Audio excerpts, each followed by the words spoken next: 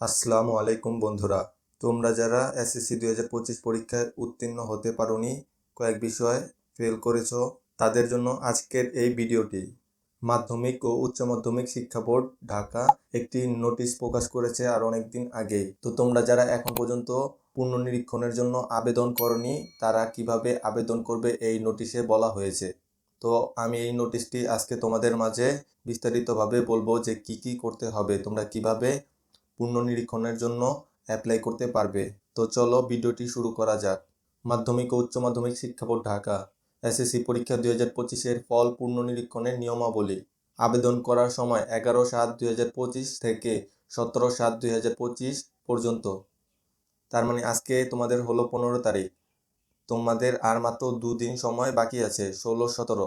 যারা এখন পর্যন্ত অ্যাপ্লাই করনি পুনর্নিরীক্ষণের জন্য, তোমরা এই দুদিনের ভিতর অ্যাপ্লাই করে ফেলো।